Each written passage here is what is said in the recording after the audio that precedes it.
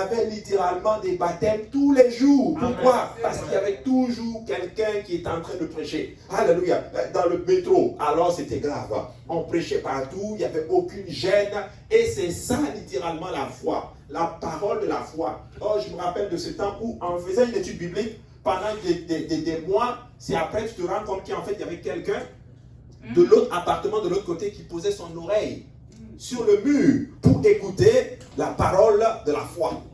Alléluia. Extraordinaire. Mais si on était gêné, et ça, il faut cacher, nous n'allons avoir aucun résultat. Donc c'est ça la foi. Nous ne devons pas avoir honte. Alors à l'école, il faut la prêcher. N'aie pas honte. Au travail, n'aie pas honte de sortir ta Bible, de dire « Ah, je suis chrétien. » Alléluia. C'est ça la parole de la foi. La foi, nous n'avons pas de honte. Nous n'avons pas... Qu'est-ce que Paul a dit? Paul dit que lui n'a pas honte de l'évangile. Paul dit « Je n'ai point honte de l'évangile. » Et si tu as honte, alors tu n'as pas de foi. Alors il faut proclamer la parole, il faut la prêcher. Alléluia. Et nous devons reprendre toutes ces choses-là, mes frères et sœurs, jeunes. Alléluia. Il faut reprendre le flambeau, être plus en feu, plus que jamais. Que rien ne nous arrête. Alléluia. Mais il faut continuer à prêcher la parole de Dieu. Amen. Alléluia. C'est vraiment...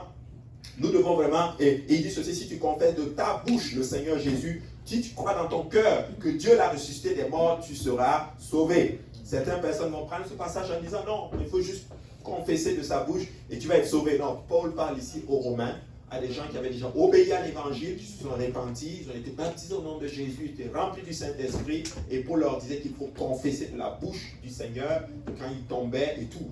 Mais la foi qui arrive, de que j'enseigne ici, c'est que nous ne devons pas avoir honte.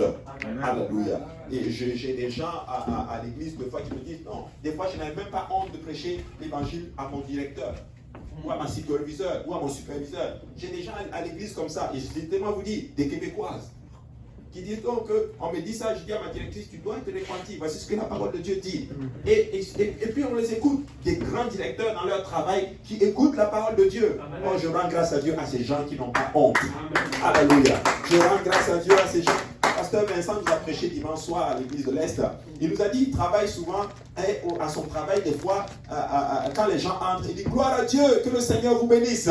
Je dis, waouh, un Québécois. Alléluia. Et laissez-moi vous dire, ce n'est pas un jeune là. Alléluia. Mais un Québécois qui s'arrête là et quand les gens entrent, il dit gloire à Dieu, que le Seigneur vous bénisse. Alléluia. Et quand les gens s'arrêtent, il leur prêche l'évangile. Il leur donne sa carte. Il leur dit ok, nous donnons des études bibliques. Et en passant, c'est gratuit. Amen. Alléluia. Et certaines personnes sont comme ça. Récemment, il est allé voir une dame comme cela là. Alléluia, lui parlant haut. Et la dame dit, oh mais moi je suis catholique. Il dit, c'est pas grave. Il lui a parlé et tout. Et la dame dit, finalement je vais venir. Et le dimanche, la dame est venue avec sa fille.